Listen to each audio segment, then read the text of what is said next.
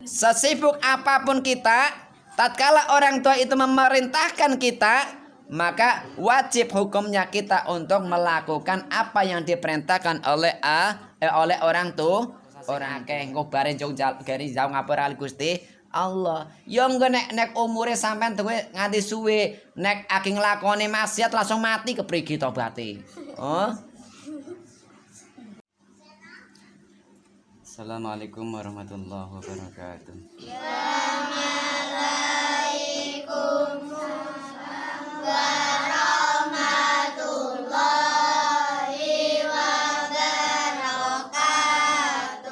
Alhamdulillah wa syukrillah, la haula wala quwata illa amma ba'da.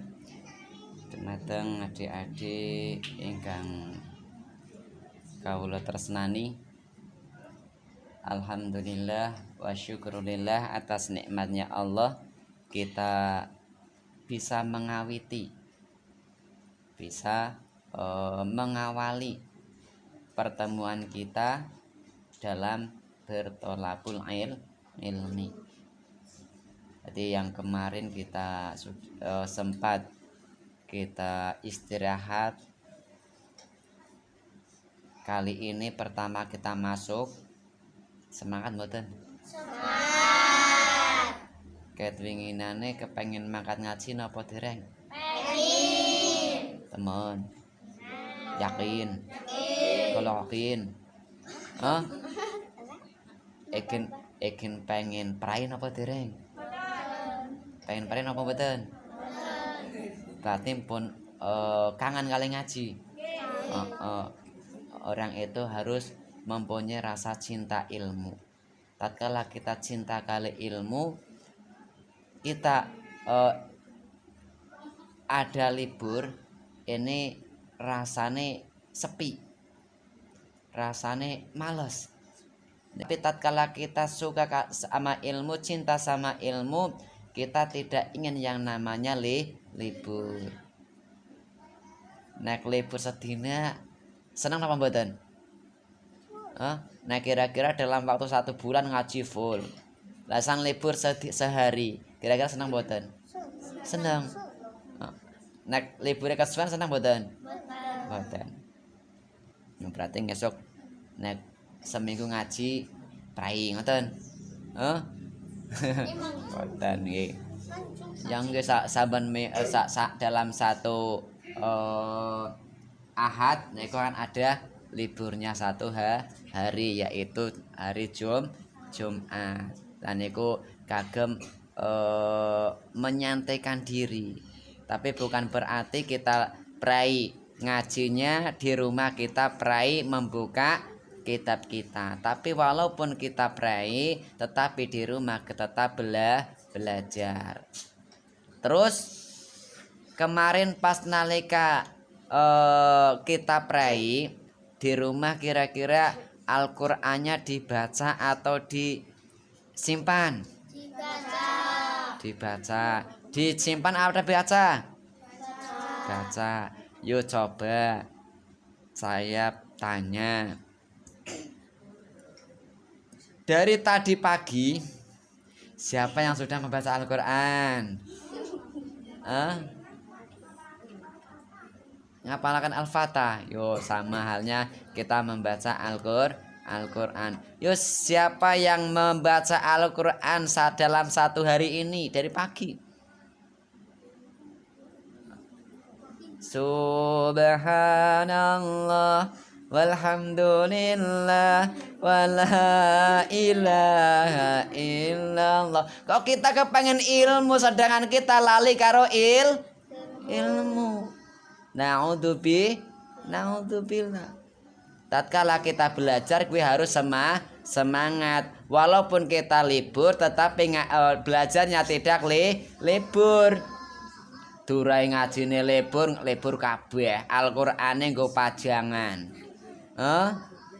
HP-ne tapi ora lirian. Kira-kira sing arep awes syafaat akan memberi pertolongan kita, kira-kira Al-Qur'an apa HP? Al-Qur'an. Yakin? Udah HP. Tapi kok kenapa kita cinta HP? Ada apa dengan diri kita? Kebanyakan dosa. Jadi beruntunglah Anda yang belum punya HP. Beruntung. Jangan bersedih hati. Tapi beruntunglah Anda yang belum punya HP. Mergane masa-masa jenengan niku HP itu belum terlalu penting. Kecuali mungkin sudah dewasa, sudah berusaha, HP baru penting. Tapi nek masa-masa jenengan masa-masa fiber, yo ora pati penting, bahkan bisa merusak diri sendiri. Nah,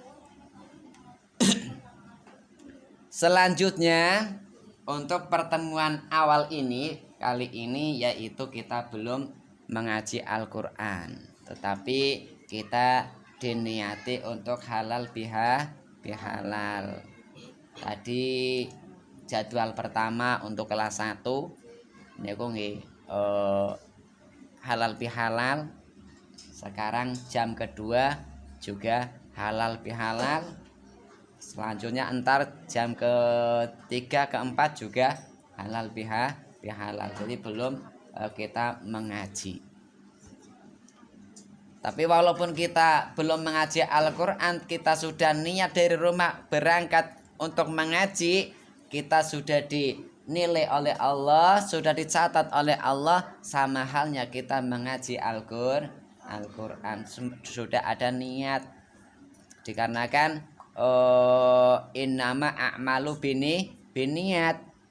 Nah, jadi segala sesuatu itu tergantung pada niatnya. Mau wis niat ngaji napa dereng kateng riyo? Alhamdulillah nek wis niat. Jadi eman-eman tatkala kita berangkat mengaji tapi kita lali dengan niat kita niki eman-eman. Dikarenakan tatkala kita berangkat mengaji dari rumah, kita sudah niat, niki setiap langkah kita dicatat oleh Allah melakukan satu kebaikan. Bahkan wakilah ada yang mengatakan itu 10 kebaikan. Jadi akan mengangkat 10 kebaikan dan Allah akan mengampuni 10 kesalahan.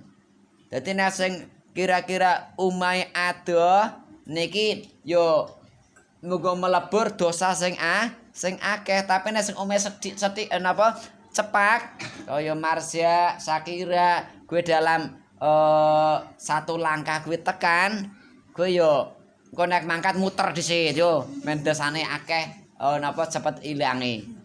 Dadi muter kang ana muter masjid mengene muter ngono. Heeh. Kaya lingga muter mengana. Nah, dadi men langkahe lebih banyak.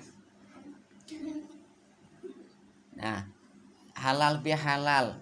Kita yang namanya manusia ini tidak lepas dari kesalahan. Al insanu mahalul khata wanisyan. Manusia itu tempatnya salah dan juga lali. Tapi nek wong kok anane salah terus lalen terus yo kebangetan. Jadi yo kudune yo ana salah yo ada batasnya. Dan kita mempunyai salah sama manusia, hakun nas, yaitu kita harus meminta maaf kepada yang bersangkutan. Contoh, nek seumpama kok Shakira prangutan karo Marsya sing cepak mergane sing amben dinane kumplewean bae. Biasane gelewean yo akhire padha jail-jailan, padha ciwitan. Nah, tatkala kita menyakiti badannya orang lain, maka kita harus meminta maaf kepada yang bersangkutan. Tatkala kita mengambil sesuatu dari orang lain, maka kita harus minta halal kepada orang yang bersangkutan. Tatkala kita mempunyai kesalahan kepada orang tetapi kita tidak mau meminta maaf kepada yang bersangkutan, maka Allah tidak akan memberi ampun kepada orang tersebut. Nah, tapi saya jenenge maaf-maafan itu tidak harus hanya di bulan Syawal. ora ukur nang lebaran, tapi setiap saat kita mempunyai salah, maka hendaknya kita mempercepat meminta maaf. Ojo ngendi-ngendi. Dikarenakan Allah itu benci kepada orang yang mempunyai salah. Jadi kalau kita mau mohon ampunan kesalahan kita yang bersangkutan dengan manusia, maka awal kita harus meminta maaf yang bersangkutan. Tatkala kita mengambil sesuatu dari haknya orang lain, maka kita meminta maaf dan juga meminta halalnya. Tatkala yang bersangkutan itu tidak mau memberikan kehalalan, contoh Sakira maning karo Marsya dilala dolan nang kono ngerti potlote Marsya, lalu Sakira Joko tanpa izin. Nah, Joko tanpa izin. Lah, kok nganti barangnya rusak, tidak meminta halalnya, tidak meminta maaf. Niki Allah tidak memberi ampunan kepada Sakira. Tatkala kita meminta halalnya kepada Marsya, lalu Marsya tidak memberi ampunan ataupun tidak memberi kehalalan, maka Sakira wajib mengembalikan apa yang diambil. Harus. Jadi kudu dikembalikan apa yang kita ambil. Niki repot nek seumpama kono lodongan gue ana panganan kok Joko tanpa izin gue arep balik naik keprigi. Yo. Jadi tatkala neko enten daharan kali daharan dari orang lain, kalau kita mengambil harus minta izin. Nek sumpama wis dimaem sampean jawab halali kok ora sing duwe niku mboten purun menghalalkan prige nggone arep balekna padahal rotine nang jero weteng. Nah, jadi janganlah kita mencuri, janganlah kita mengambil haknya orang lain. Dikarenakan itu sama halnya kita mencuri. Jadi kesalahannya kita kepada manusia niki harus bersangkutan dengan manusia. Tatkala kita melakukan kesalahan kepada Allah, kita minta maaf kepada Allah. Contoh kesalahan kita kepada Allah itu apa? Ayo. Contoh kesalahan kita kepada Allah itu apa? Yo, sing saged. Kasenang lawang anteng barang mengganggu.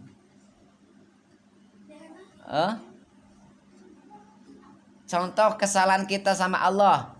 Padahal kita sering melakukan kesalahan kepada Allah, tapi tidak merasa bahwa itu salah. Contoh.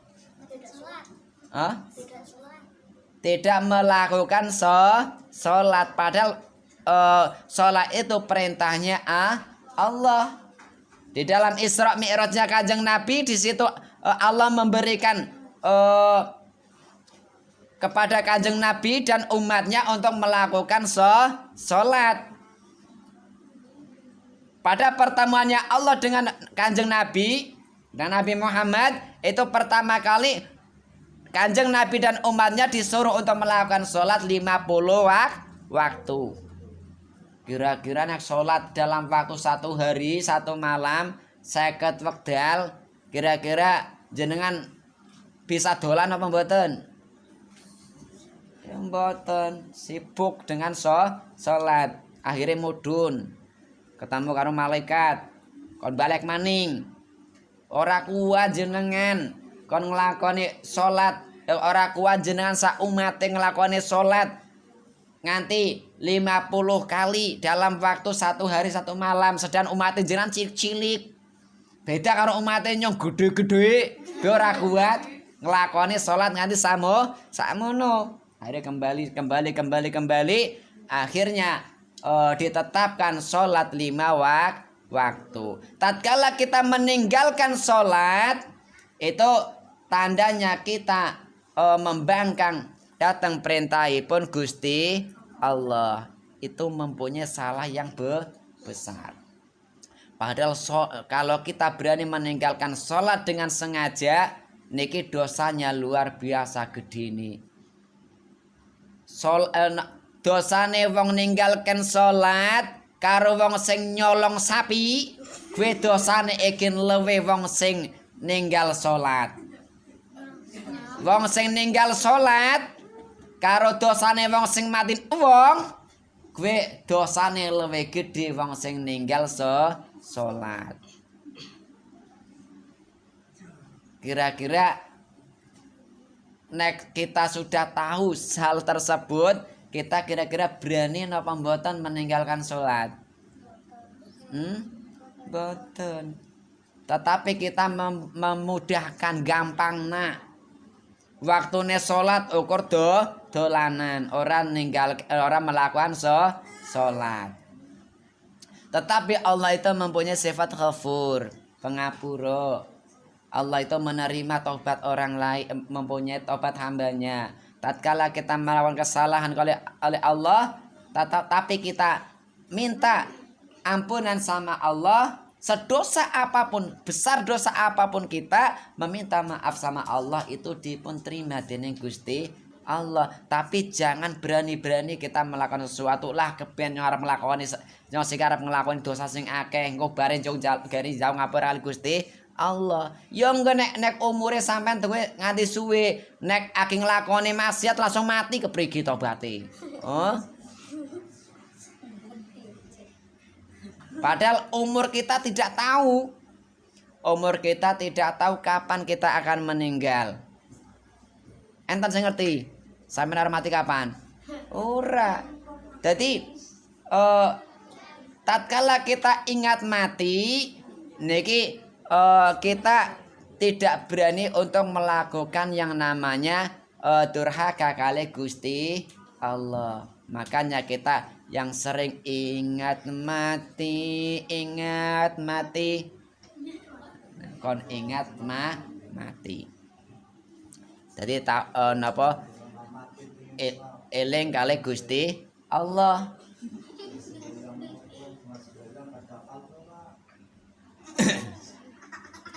Niku diingat-ingat nggih. Diingat-ingat supaya ini buat bekal kita, supaya kita tidak meninggalkan sholat. Kalau kita meninggalkan sholat itu dosanya itu luar biasa besarnya. Itu salah satu kesalahan kita kepada Allah. Yang kedua contoh yang kedua, Allah Allah memerintahkan, menyuruh kita untuk berbakti kepada orang tua. Tetapi kenyataannya dalam keseharian kita ini sering kita membangkang kali napa orang tua. Agi dolan HP diperintah, "Nduk, tumbasaken lombok." "Engken, Mak." "Nduk, tumbasaken uyah." "Engken, Mak, tanggung." Nah, niki ampun.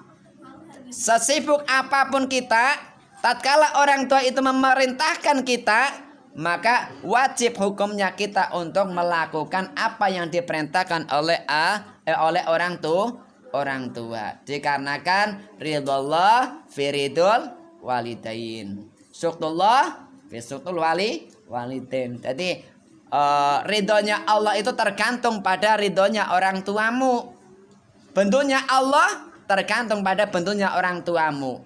Tatkala orang tuamu sayang kali jenengan, niscaya Allah sayang kali panjenengan. Nah, niki kita mengaji nih untuk mencari ridhonya Allah, supaya kita tahu mana kewajiban kita, perintah-perintahnya Allah pada kita ini untuk dilakukan. Nah, jadi jangan sampai kita mudah atau meninggalkan perintah-perintahipun Gusti Allah. Seterusnya yaitu mengaji. Ngaji niku wajib napa mboten? Ngaji niku wajib hukumnya. Tatkala ada sesuatu yang wajib kok ditinggalkan, maka kita ketatrapan dosa. Tatkala kita masuk dalam jadwal kita mengaji, kok kita berani untuk tidak mengaji, tidak berangkat mengaji tanpa ada sebab, tanpa ada alasan, itu halnya kita melakukan kesalahan dikarenakan kita berani meninggalkan perkara yang diwajibkan. Eling-eling sing biasane tukang malus, kuwi eling-eling dosa nggih. Nek orang lakone orang mangkat ngaji. Ngaji itu jangan sampai terpaksa. Gelem mangkat ngaji nek wis dioprak-oprak kali wong tua. Biasane jenengan ana apa mboten? Nganti diperintah wong tua apa malah semangat dhewek? Oh, pinter nggih. Aja nganti dompai karo wong tua. Disangoni lan ora disangoni maksane ngaji tetep mangkat ngaji. Orang disangoni gen ngentani mae, Ma. Sangu. Ya ampun nggih. Disangoni ora disangoni tetep mangkat ngaji. Dadi melas karo wong tuane nggih, melas sama orang tua. Wong tuane wis membanting tulang bekerja demi kesejahteraan keluarga. Nggo kehidupane anak, men supayane anake kuwi dadi wong sing sukses dalam ilmu agama. Ora wong sukses nang dunyane, tapi sukses akhirate. Kira-kira sampean pengen sukses nang dunya apa sukses akhirat? Nang dunya ora pengen. Hah? Ya kudune ya nang dunya ya sukses, akhirate ya sukses. Nah, tatkala kita ingin menjadi orang yang sukses, maka kita harus mendekatkan diri kepada Allah. Dikarenakan Allah itu yang mempunyai segalanya. Jadi yang ada di langit ataupun di bumi ini semua miliknya Allah. Tatkala kita mencari ridhonya Allah, tatkala kita mencari kecintaannya Allah, maka tatkala Allah itu sudah cinta sama kita, segala sesuatu pasti akan diberikan pada orang tersebut yang Allah cintai. Contoh, sampean gue wis mantan gede-gede, mantan. Kau sampean cinta karo adine. Untuk cinta karo lawan jenis, tapi cinta karo adine.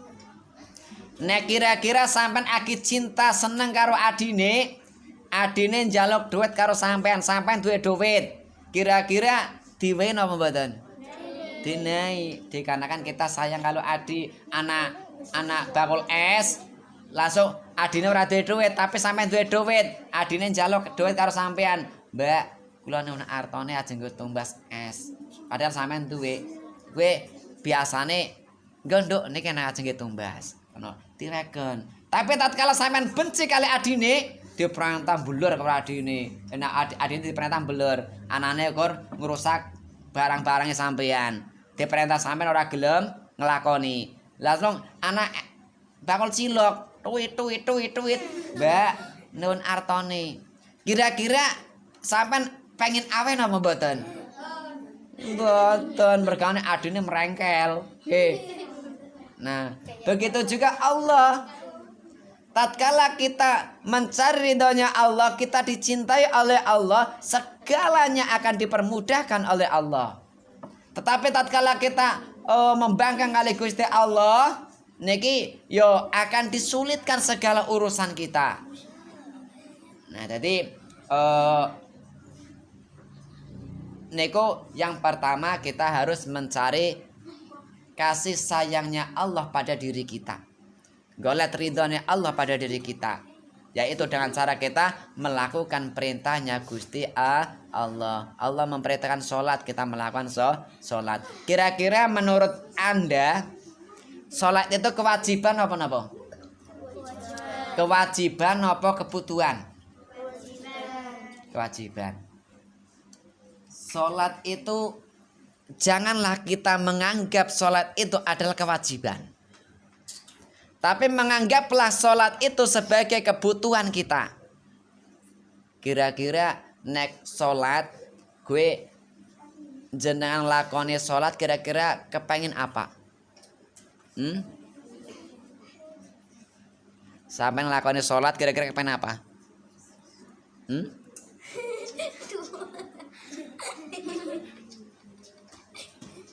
Golek ridhone Gusti Allah. Nah, aja sholat nggak jaluk duit. Tatkala orang itu melakukan sholat, niku kan ada hadis menerangkan sing sapa wae nglakoni sholat niku sama halnya merobohkan Islam kita. Tatkala kita melakukan sholat, sama halnya kita mendirikan rumah kita, mengokohkan pada bangunan kita, keislaman kita. Nah, jadi sing kira-kira sing boto disembah Allah napa jenengan sing boto kali Gusti Allah? Kira-kira sing boto kali jenengan niki Allah napa jenengan sing boto kali Gusti Allah? Kira-kira Allah sing boto kali jenengan napa jenengan sing boto kali Gusti Allah?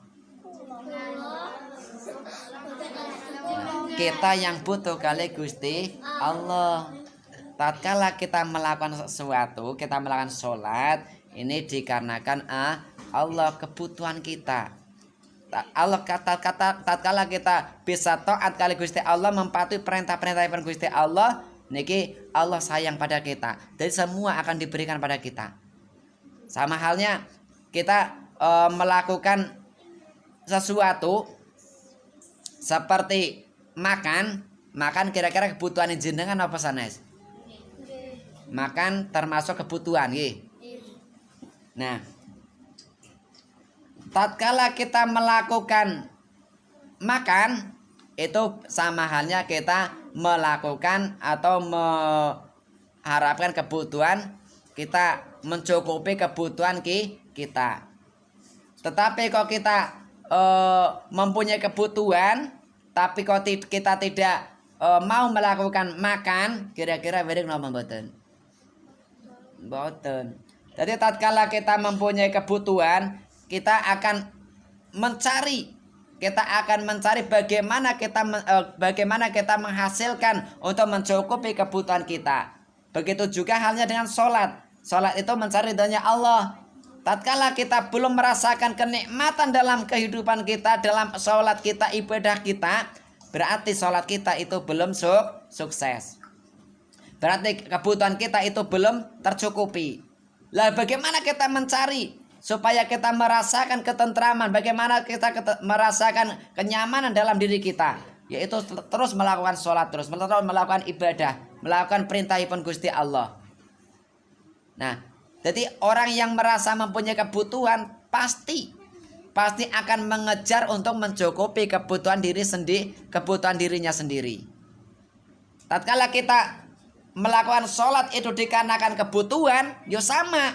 Kita akan melakukan sholat sebaik-baik mungkin supaya kita mencapai dari kebahagiaan kita di dunia dan sampai ke akhirat. Nah, niku sekedik pertemuan kita kali ini, yaitu kita diniati halal bihalal, dan sekedik untuk motivasi supaya kita bisa melakukan perintahnya Allah dengan